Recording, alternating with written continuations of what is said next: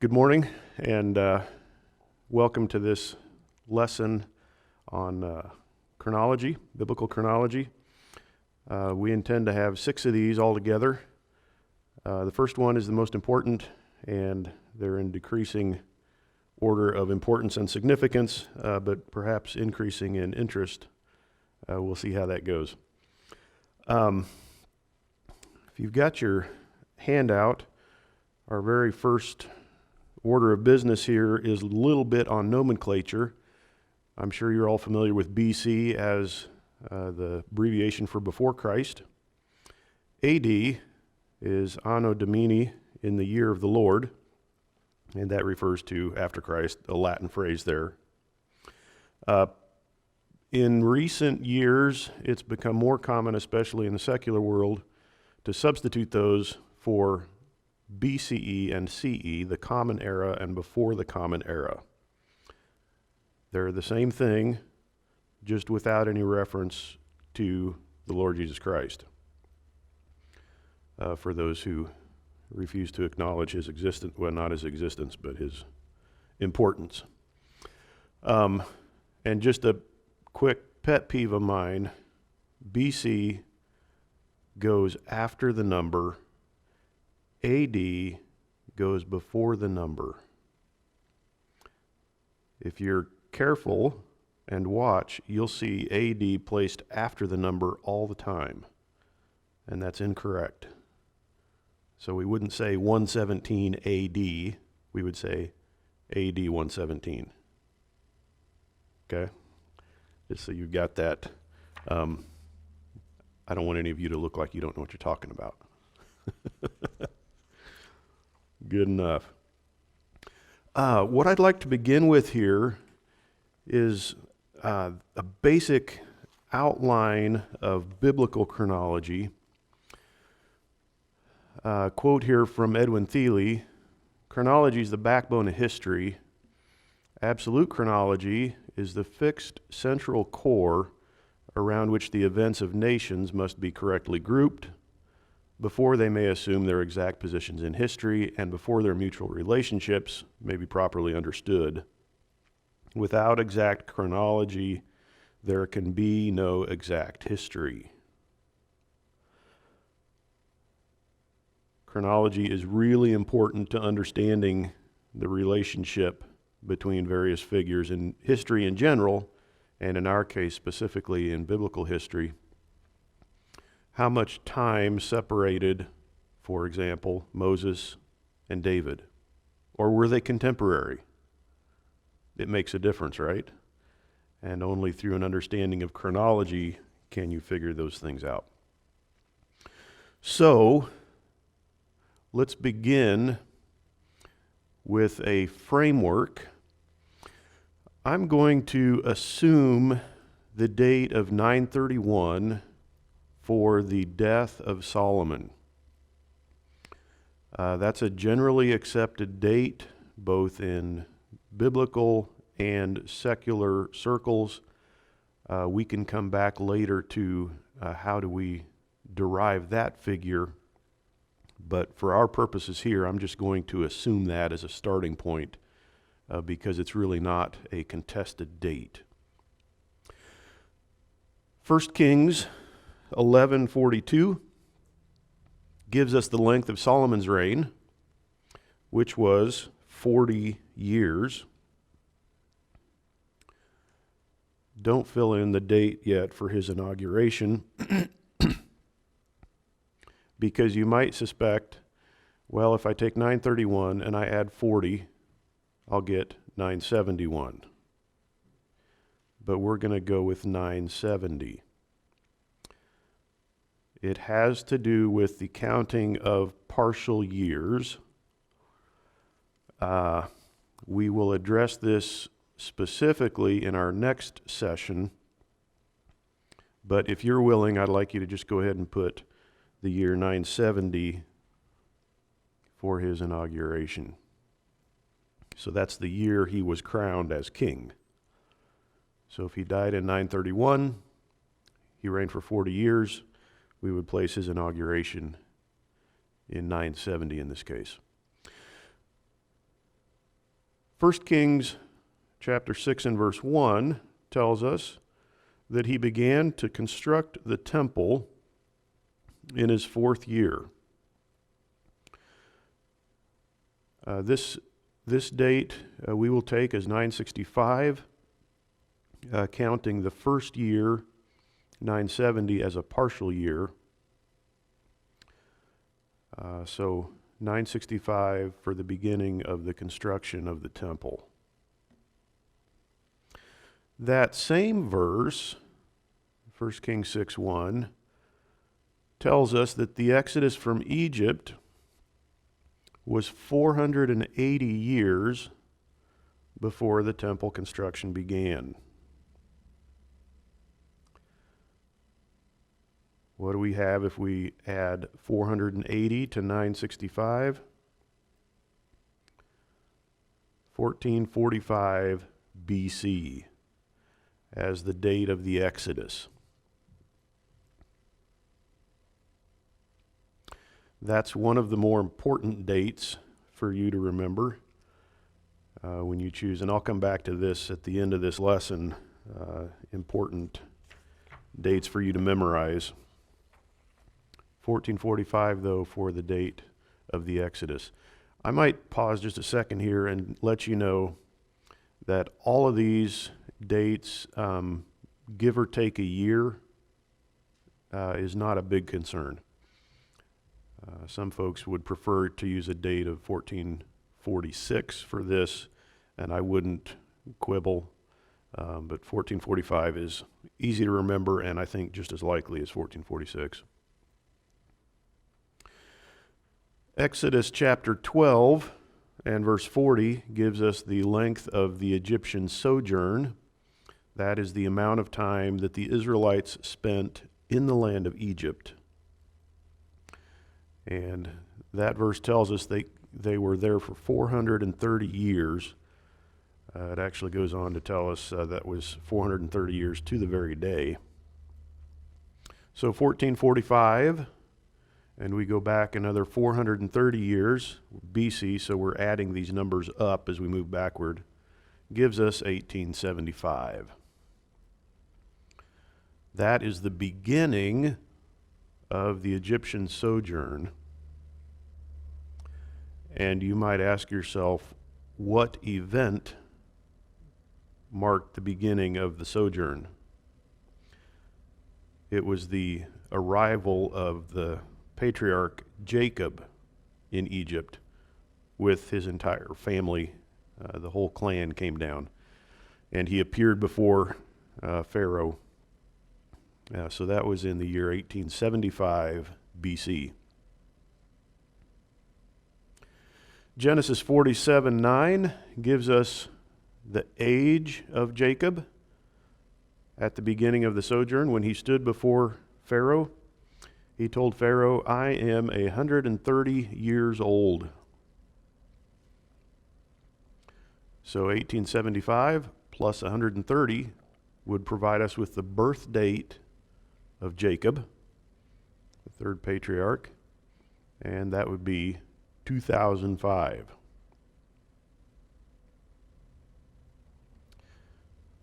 For the birth date of Jacob. Genesis 25:26 gives us Isaac's age when Jacob was born. So how old was Isaac in 2005? He was 60 years old. That then would give us a birth date for Isaac of 2065. We are almost to the end. Genesis 21 verse 5 gives us Abraham's age at the birth of Isaac in 2065. He was 100 years old when Isaac was born, and that would then place Abraham's birth in the year 2165. Again, give or take a year, but 2165 is the date I would have you memorize.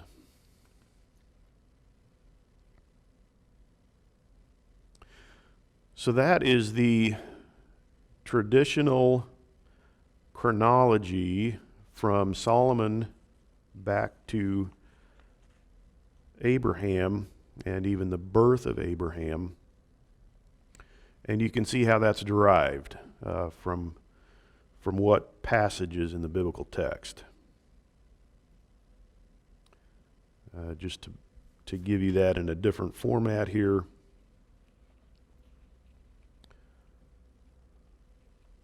So working backward from the construction of the temple to the date of Abraham and even his birth.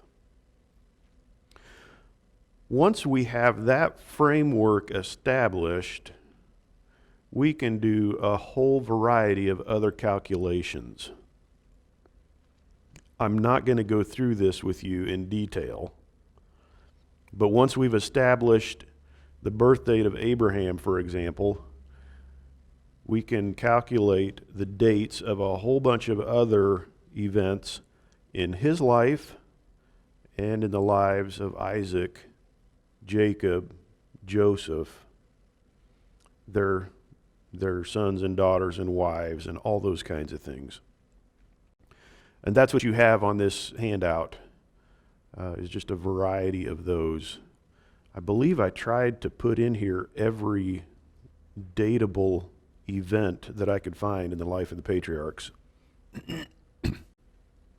including birth dates and death dates, and other significant things that happened with them. So Abraham, Sarah, Ishmael, we don't know much from his life, but we do know the date of his birth, the date of his circumcision, which was right before the birth of Isaac, the date of his death, and then Isaac and Jacob. And we could go on with other things like the life of Joseph.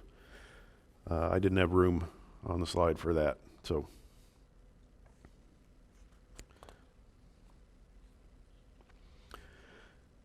let me then put this in a little bit of historical perspective. We will come back to this in a little more detail later on. But this timeline gives you some of that same information as you had previously, the lifespans of the patriarchs, and you can see the Egyptian sojourn there in the large block. And it provides it in comparison with history of Egypt at the very bottom and history of Mesopotamia up at the top of this chart. This is using the Mesopotamian chronology of Gash and his compatriots that advocate for a low chronology of Mesopotamia. And that would place Abraham during the Ur III period, the dynasty of Akkad, and then the Ur III period. I would also go with a low chronology for Egypt. This is the one given by Baines and Malik in their Atlas of Egyptian History. And that would place them in the beginning, Abraham in the beginning of the first intermediate period and at the start of the Middle Kingdom. Again, we'll come back and do a little more with Egyptian history. And then Manfred Betok has a chronology for the Levant that I would go with. And using his chronology, they lived in the early Bronze 4 and probably into the beginning of the Middle Bronze Age. So if you want to place them in their broader context historically, I think that's probably about as close as we can get at this point.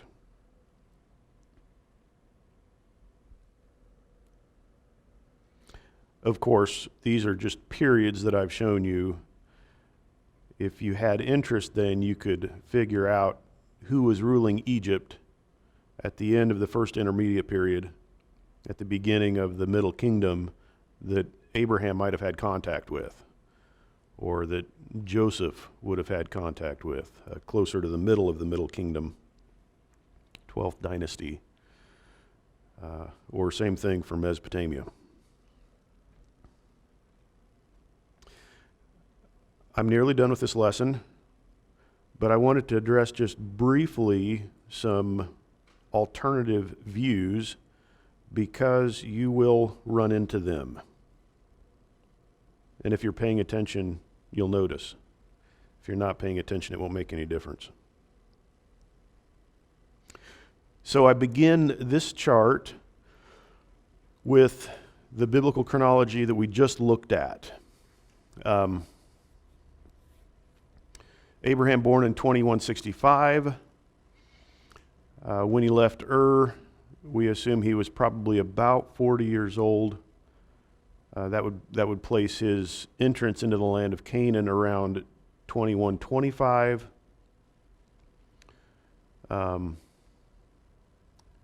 Sorry, I misspoke there. That's when he went to Haran to begin with. And then he was 75 when he actually stepped foot in Canaan for the first time. We get that information from Genesis 12:4. That would place him there around 2090 BC. That's at the end of the early Bronze Age, and for Egypt, that's the first intermediate period. You can see the Egyptian periods down below. Up at the top, and you can see the archaeological periods for the Levant down below. So I want to contrast this, and you have just seen how we come to this chronology built upon biblical text. I want to contrast this with some other constructions that are out there. The first one, there are a group of scholars that advocate for a low date for the Exodus in the 12th century. And you can see that here. The period of the Judges has necessarily been contracted from about 350 years down to about 190. And what that allows them to do is place the Exodus in the 13th century. I would say that the major reason they like to do that is because they don't believe that there's good archaeological evidence for the Exodus around in the 15th century, around 1445. That's a hotly contested belief, but that is a broadly held belief too. Then if you grant still an Egyptian sojourn of 430 years, same length for the patriarchal period, then Abraham's birth would be in about the year 2000.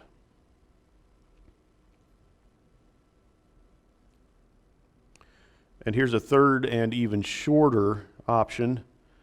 Barry Beitzel is one of the guys that opts for this. You can see that he has the regular biblical period of the Judges at 350 years. But instead of placing the Egyptian sojourn at 430 years, he has divided it in half and placed 215 in Egypt and 215 in Canaan. That's largely based on acceptance of the Septuagint reading in Exodus 12:40, the sojourning of the children of Israel while they sojourn in the land of Egypt. The Septuagint, the Greek text adds, and the land of Canaan, was 430 years. And so if the patriarchs were in the land of Canaan for about 215, then that would leave, by mathematical deduction, about 215 for the sojourn in Egypt.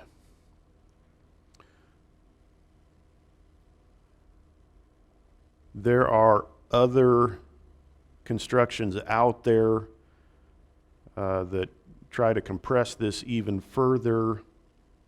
It's quite rare that anybody tries to extend it back further, make any of these periods longer. Most attempts are to shorten them up. These are just two examples, Kenneth Kitchen and Barry Beitzel here, but there are many others.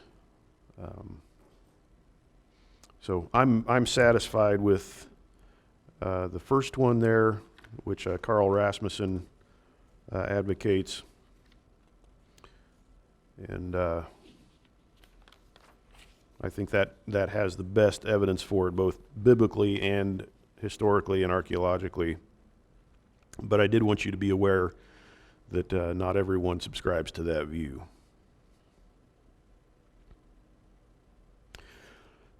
Last but not least, I would give you a list of 7 essential dates to memorize.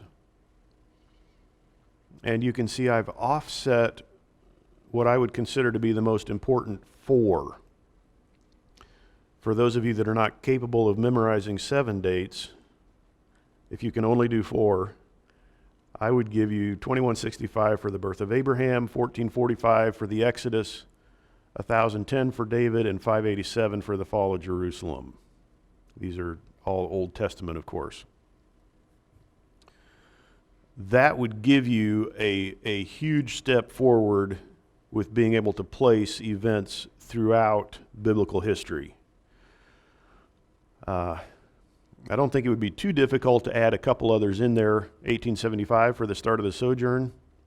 That gives you the start of their time in Egypt. That gives you a date for Joseph, roughly. 723 for the fall of Samaria. That's the capital of the northern 10 tribes of Israel.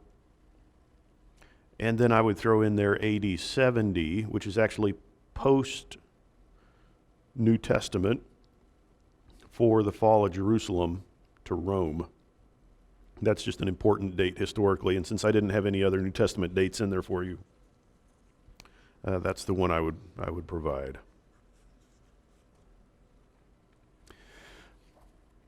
I think it's well worth the effort to memorize these 7 dates, just rote memory, because it opens up the entire Old Testament for you.